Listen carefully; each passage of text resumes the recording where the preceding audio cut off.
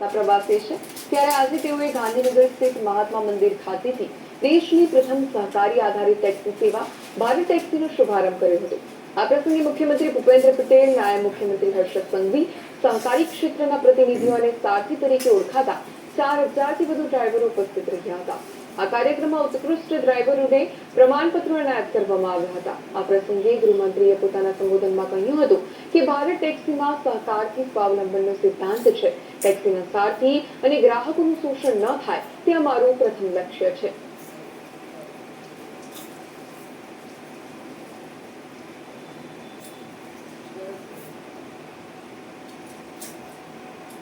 अलग अलग प्रकार की ढेर सारी कंप्लेंट्स आती गई। कहीं ड्राइवर के मुनाफे में से कमीशन ले लेते थे, कभी की कई दिनों तक मुनाफा किराया उन तक पहुंचता ही नहीं था। अचानक रजिस्ट्रेशन बंद कर देते थे किसी भी सुनवाई के बगैर। कोई ग्राहक की कंप्लेंट की तो ड्राइवर को, सारथी को सुने बगैर ही रजिस्ट्रेशन काट देते थे और ढेर प्रकार की दिक्कतें सामने आई। मुझे कुछ जनता के भी लोग मिले, कुछ साथी भी मिले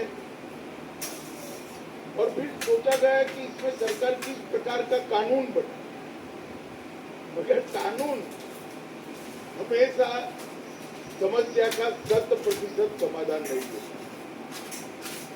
फिर सोचा गया कि कोऑपरेटिव के मॉडल पर एक टैक्सी लाई जाए तो ये सारा शोषण का कारोबार अपने आप बंद हो जाए।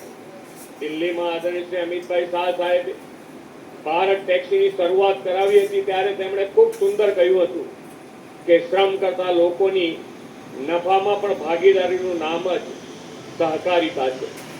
आ विचारधारानो लाभ गुजरातना अनेक टेक्सी चलावनाराओने पण थशे।